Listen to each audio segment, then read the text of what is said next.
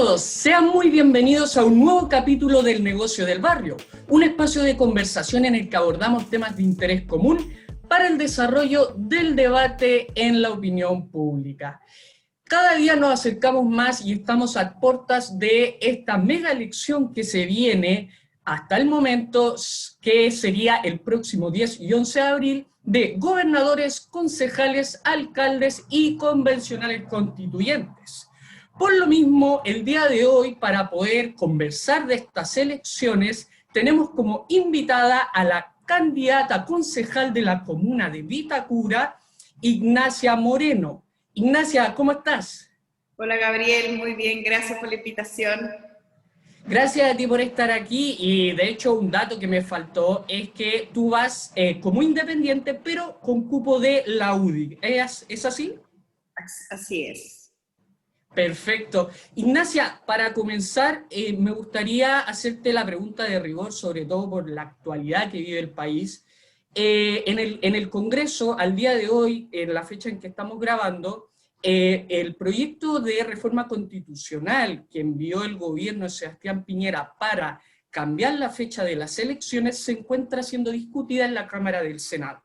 Que de llegar a aprobarse, las elecciones se cambiarían para el próximo 15 y 16 de mayo.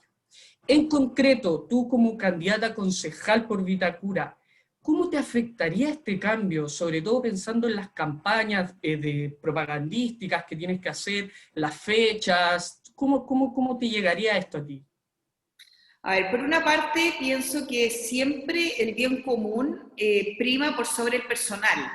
En este caso, obviamente, estamos en una pandemia. Acaba de hablar el ministro París y efectivamente la situación es bastante crítica.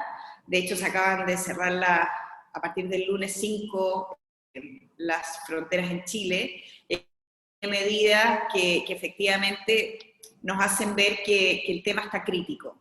Entonces, dada esa situación, evidentemente que uno supedita, digamos, sus propios intereses, yo creo que el propio esfuerzo de la candidatura. Ahora, efectivamente, a uno le afecta como candidato, más que por un tema económico, que aunque sí influye, también por un tema estratégico de que uno, bueno, planifica una campaña con un tiempo determinado, tener 15 días, digamos, donde la gente no va a tener ningún tipo de recordación, ya que no se puede hacer ningún tipo de campaña por redes sociales eventualmente, evidentemente que perjudica, pero bueno, pienso que cualquier persona con sentido común es capaz de supeditar, digamos, su propia candidatura y ser capaz, digamos, de llevar esto lo mejor que se pueda en beneficio, bueno, de la salud de todos los chilenos.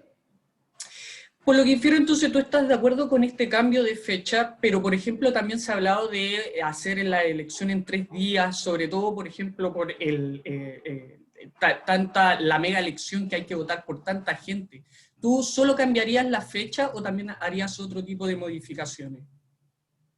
A ver, yo creo que evidentemente como es una elección única, por primera vez nos enfrentamos a 4 papeletas y además en una pandemia, lógicamente que me imagino que el tiempo de demora de cada votante es mayor.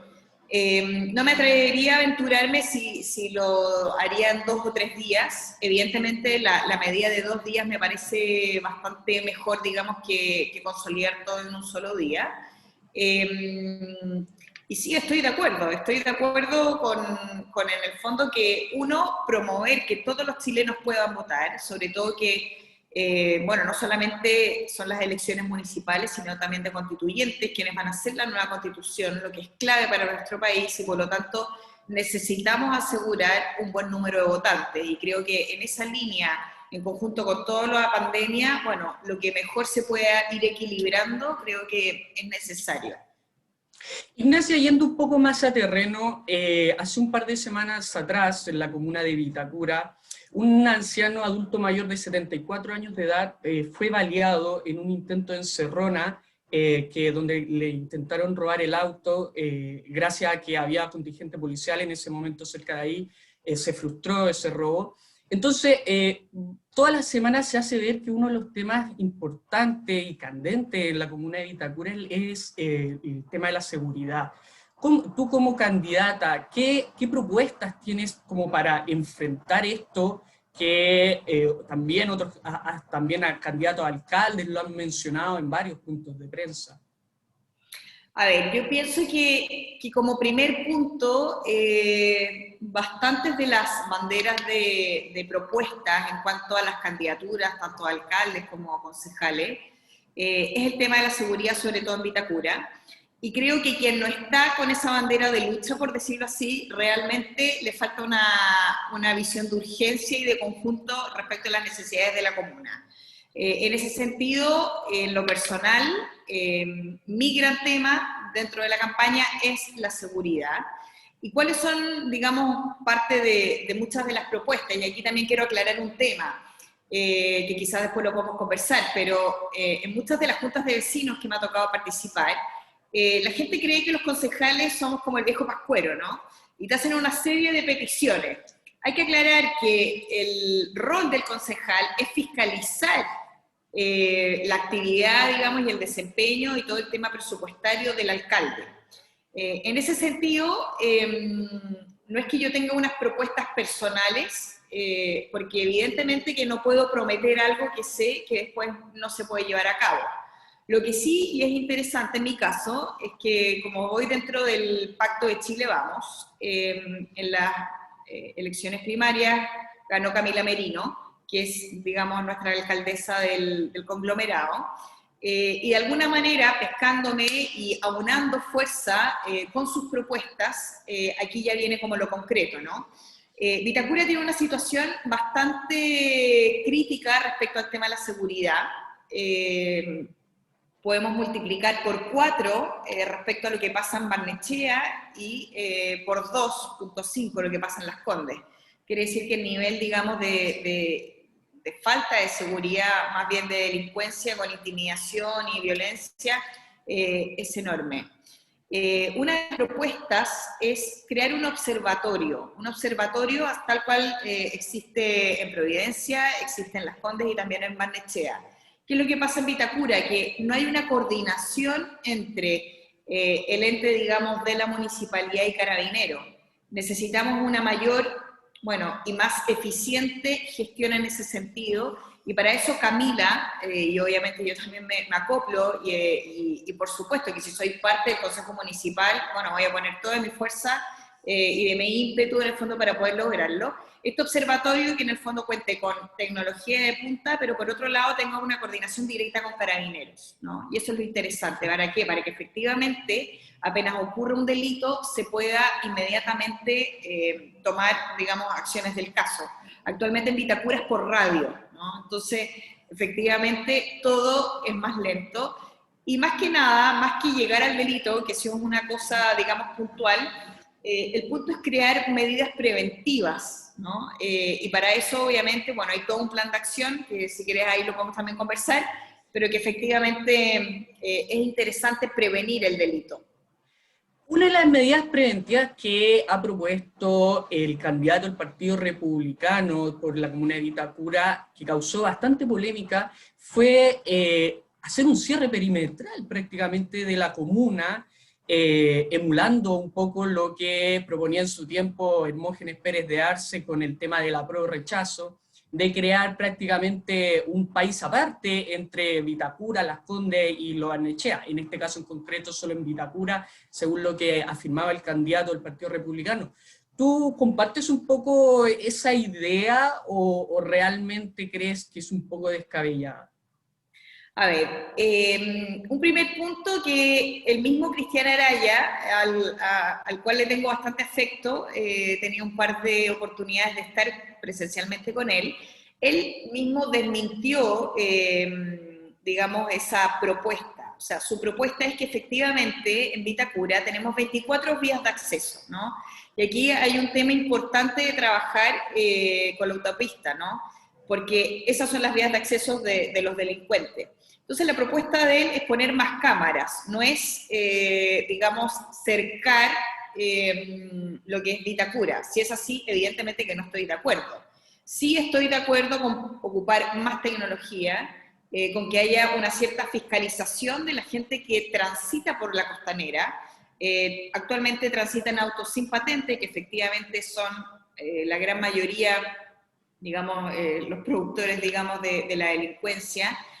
Hay un tránsito de gente que no se sabe a dónde va ni a dónde viene. Entonces, efectivamente, con la tecnología sí se puede lograr. Lo mismo, así como en Barnechea tienen estos drones, bueno, Vitacura también podría tener drones, equiparándolo y también con un cierto equilibrio a siempre respetar lo privado, esta vida de barrio, tal como se llama el programa de ustedes, de manera de no invadir, pero sí pienso que se puede lograr un cierto equilibrio, de manera de que la gente se sienta segura, ocupar tecnología de punta, y por otro lado, en el fondo, ir disminuyendo la tasa de delitos que tenemos.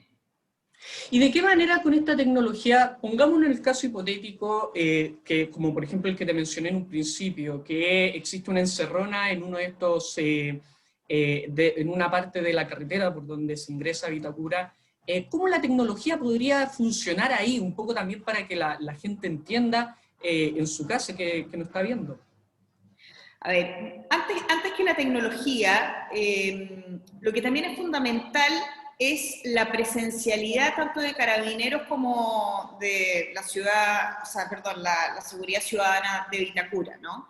Y en ese sentido también hay todo un tema de recursos que se necesitan. O sea, actualmente pasa que no hay benzina para esas camionetas, que no se ha podido hacer la revisión técnica, o sea, hay una serie de problemáticas más domésticas, podríamos llamarlo de alguna manera, que nos, digamos, dificultan que efectivamente tanto como la seguridad ciudadana de Vitacura y Carabineros, en el fondo, tengan una mayor presencia dentro de las calles. Eso como primera parte que me parece que es esencial. O sea, actualmente, por ejemplo, en el Puente Nuevo, camino a la Dehesa, desde que se puso la seguridad, digamos, de Barnechea, 24/7, se disminuyeron considerablemente todos los asaltos que se producían día a día, digamos, en esa misma localidad. Entonces, si trasladamos eso a Vitacura, efectivamente que eso, bueno, es una facilidad. Respecto al tema de la tecnología, por un lado, aumentar, triplicar o cuadriplicar la cantidad de cámaras. Evidentemente que el hecho de contar con cámaras que puedan detectar quiénes son los delincuentes, ¿no? Tener en el fondo una mayor como visibilidad y sobre todo lo que señalaba un poco antes, que esas cámaras tengan una directa, y aquí viene en el fondo la necesidad de hacer este observatorio de seguridad, que lo tienen desde luego las otras comunas, para que Carabineros inmediatamente tenga acceso a esa información, ¿no? De lo contrario, si no hay una sinergia entre Carabineros, entre la seguridad ciudadana, entre, digamos, los delitos y las cámaras, bueno, se producen cuellos de botella que obviamente van en perjuicio de este tema. Pero Ignacio, hoy en día una de las cosas más discutidas en la palestra nacional es que toda la región metropolitana está en cuarentena, pero no se están cumpliendo por falta de contingente policial. Entonces, con estos observatorios, de todas maneras, podrían funcionar si ni siquiera hay un contingente policial correcto como para que las cuarentenas se cumplan. Ahora, yo creo que nunca una sola medida es la solución a un problema y sobre todo de esta envergadura. O sea, el tema de la delincuencia es un problema mucho más de fondo.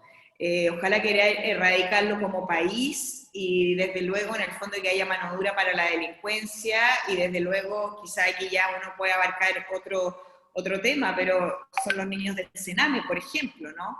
O sea que de alguna manera esta vida, digamos, que llevan desde niños, los lleva obviamente a terminar mal, si uno lo dice de manera elegante.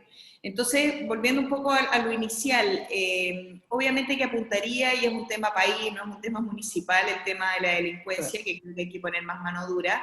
Nunca una sola medida va a solucionar un problema tal, sino que es un conjunto de medidas. O sea, la idea es tener este observatorio junto con redoblar el presupuesto municipal para el tema de la seguridad ciudadana, junto con también hacer una potente inversión respecto al tema de la tecnología, y en conjunto cada una de esas medidas en el fondo van haciendo esta sinergia en pro de la seguridad. Pero desde luego tener solo el observatorio, si uno no tiene la presencia, digamos, de Carabinero de la seguridad ciudadana, evidentemente que no cumplen su objetivo. Claro, se hace mucho más difícil al final. Y qué buen tema tocaste, sobre todo un poco antes, el tema de los niños del Sename. Sobre todo se viene a la mente el caso de Tamara, donde tiempo después se dio a conocer que una de las personas que estaba involucrada en la muerte de Tamara terminó muriendo a manos de un carabinero que justamente repelió otro portonazo ahí en la comuna de Pudahuel. Entonces, Ignacia, quiero pasar a otro tema que muy probablemente es mucho más sensible, sobre todo para ti, que es la entrevista que el programa Mentiras Verdaderas le hizo al comandante Ramiro hace un par de semanas atrás, que causó mucha polémica, por sobre todo ya que incluso Gendarmería de Chile se pronunció, ya que la red, en concreto la señal televisiva, no cumplió con los protocolos para poder hacer dicha entrevista. Entonces, me gustaría preguntarte un poco tu opinión con respecto a esa entrevista, sobre todo ya conociendo la que dio tu hermano, Francisco Moreno, que es candidato a la convención, que entre otras cosas hablaba que les causó una profunda consternación y dolor este hecho en concreto. Entonces me gustaría saber un poco cómo lo viviste tú. A ver, bueno, esto tiene como distintos puntos de vista. Pienso que un aspecto, evidentemente, es desde el punto de vista más familiar, personal, que por supuesto que, bueno, vi la entrevista, causa dolor, causa dolor. De hecho, hoy se cumplen 30 años de la muerte de Jaime, 1 de abril, y efectivamente escuchar a una persona que luego de 30 años es capaz de manifestar que el asesinato de Jaime Guzmán fue producto de una operación, digamos, ética, efectivamente es muy doloroso. Nosotros como familia desde el día 1 se perdonó, mi familia es católica, es creyente, cree en el perdón y así perdonamos. Pero que es distinto a la justicia, y es la que sí se ha pedido durante estos 30 años de impunidad absoluta. Por supuesto que no estoy de acuerdo, me parece escandaloso que una persona que esté en la cárcel de alta seguridad tenga acceso a los medios. Y aquí, bueno, viene todo el cuestionamiento ético, tanto del canal, y por otro lado, bueno, uno se cuestiona cómo esta persona, o sea, cómo, digamos, el canal tuvo acceso, de alguna manera, a una persona que supuestamente está en una cárcel de alta seguridad, ¿no? Entonces, bueno, por un lado Gendarmería dice que no tenía esta información. Bueno, la historia del asesinato de Jaime de los 30 años ha sido una historia de muchas mentiras, de muchos enredos, y de muchas como claudicaciones, ¿no? Las cosas han ido avanzando y después caen. Creo que esto es algo casi menor dentro de lo que ha sido todo este proceso como de impunidad, pero efectivamente que no estoy de acuerdo, lo encuentro escandaloso y, bueno, desde luego creo que lleva como un análisis mucho más profundo de los medios de comunicación. Sí, que finalmente fue, según la información de Gendarmería, fue la red quien ahí cometió el error de saltarse todos los protocolos que había. Y en concreto, el día de la muerte de Jaime Guzmán, tu tío, yo me imagino que tú eras chica, eras menor de edad. ¿Cómo recuerdas esas fechas? ¿Cómo fue enfrentar la muerte de un familiar cercano tuyo y sobre todo en el contexto que se estaba viviendo? A ver, yo tenía 12 años, me acuerdo como si fuera el día de hoy. Jaime era una persona muy cercana a mi familia, habitualmente iba siempre los fines de semana, y prácticamente ese domingo, 30 o 31 de marzo del 91, fue como una despedida. Mi abuela estaba fuera de Chile, habitualmente viajaba. Entonces cuando llamaron a las 6 de la tarde, dijeron, bueno, Jaime le rozaron el brazo, ¿no? Entonces, bueno, quedamos con esa inquietud, se lo llevaron al ex hospital militar, el actual hospital metropolitano, y a las pocas horas Jaime se murió, producto, bueno, de la cantidad de impactos de bala que tenía en el cuerpo. Obviamente que desde el punto de vista médico se hizo todo lo posible. Y efectivamente fue una consternación, fue un funeral masivo, impresionante. Jaime se murió el 1 de abril, el funeral fue el 4 de abril, ya que mi abuela estaba en Alemania, y claro, esa época no era como ahora que uno puede mandar un WhatsApp, sino que el embajador de Chile en Alemania la trató de ubicar, estaba en un pueblo con un grupo digamos, de turistas. Y en el fondo tuvimos que esperar, me acuerdo, una misa tras otra, entre la incertidumbre de no poder ubicarla en un inicio y luego esperar que llegara para el funeral de su hijo, ¿no? Es una fecha de muchas emociones, de mucha paz, en el sentido de que hay perdón, y que me parece que eso como familia ha sido un aporte a este país, de que necesitamos mayor hermandad, tratarnos como hermanos, el perdonar, el no tener rencor, y señalo de nuevo que es distinto en el fondo a la justicia, ¿no? No se trata de perdonar y que nos dé lo mismo. Entonces, por una parte es una fecha de muchos recuerdos, de muchas emociones. Por otro lado, hoy, después de 30 años, uno mirando hacia atrás la historia, bueno, impresiona muchísimo cómo ha sido toda esta historia realmente como para una película. Y bueno, te podría contar infinitos detalles, ¿no? Ignacia, pero tú mismo lo dices, impresiona como si fuera una película. Y me imagino que sí, poniéndome en tus zapatos, más allá del lado político que pueda ser, o sea, que asesinen a un tío tuyo por un tema político debe ser terrible.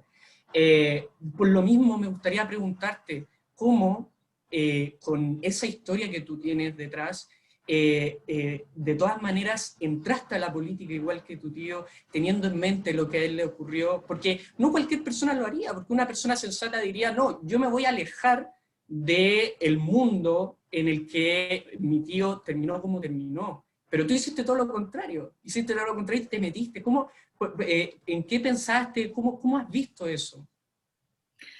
A ver, bueno, yo primera vez en el fondo en esta elección que estoy metida en política. Siempre he tenido la política a mi alrededor, mis hermanos sí han estado y están involucrados en política, a diferencia mía.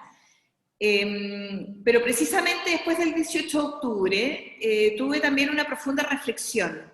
Y es decir, necesitamos un Chile nuevo, necesitamos liderazgos nuevos, necesitamos también tener la capacidad de saber defender nuestros valores y principios, que de alguna manera es por qué murió Jaime, ¿no?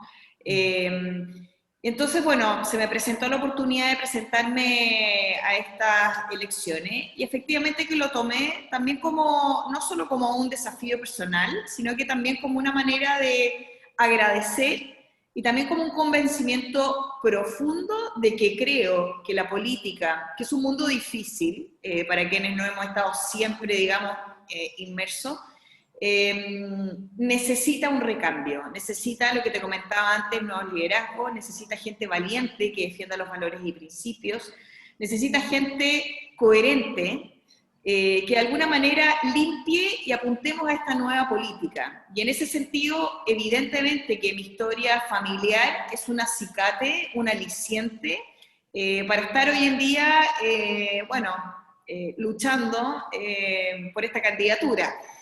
Por supuesto que es más fácil no presentarse, uno se ahorraría muchísimos problemas, pero creo que si queremos cambiar el mundo, Chile, y precisamente después o actualmente en la situación en la que estamos, no nos podemos quedar sentados, sino que tenemos que actuar y poner, digamos, del propio pellejo. Ignacia, quiero darte las gracias por haber estado hoy día en el segundo capítulo de la segunda temporada del Negocio del Barrio, pero antes de que terminemos, quiero dejarte un espacio para ti, para que puedas hablar con toda la gente que nos ve y sobre todo con toda la gente de Vitacura que nos está viendo ahora en estos momentos. Bueno, señalarles que espero que el próximo 15 y 16 de mayo puedan hacer una buena elección. Es importante pensar a conciencia a quién le vamos a dar nuestro voto. El voto de gobernador, el voto de alcalde, de concejal y constituyente. Tiene que ser una votación muy a conciencia, pensando en que en esta elección, en gran parte, nos jugamos los próximos 50 años de Chile. Y para eso, bueno, apuntar a liderazgos nuevos, distintos, sobre todo que quieran defender los valores y principios que me parece que nos falta muchísimo. Necesitamos gente valiente y para eso, bueno, tengo fuerza, tengo una historia familiar, tengo fe. Y quiero trabajar por Vitacura, sobre todo también porque en Vitacura hay gente que piensa que no hay mucho que hacer y todo lo contrario, en las juntas de vecinos cada vez me doy más cuenta que estamos muy al debe, sobre todo por el rol participante de los vecinos que están bastante de lado. Por otro lado, después de un periodo de 24 años del mismo alcalde que ha tenido muchas cosas positivas, se necesita como un renuevo. Y sobre todo eso, lo que señalaba antes, escuchar la voz del vecino, que me parece que es clave. Y por otro lado, apuntar a que Vitacura sea una municipalidad pionera en Chile, y deberíamos serlo con los recursos que tenemos y las posibilidades. Así es que ese sería mi mensaje. Muchas gracias, Ignacia. Y con esto concluimos un nuevo capítulo del Negocio del Barrio. No se olviden de compartir, debatir y opinar en los canales de Tendencias Prime, sobre todo en las redes sociales, sobre este nuevo proceso de elecciones que se viene en Chile, y también en noviembre, para que lo recuerden, también ahí con las futuras presidenciales. Así que nos vemos en otra ocasión. Hasta luego.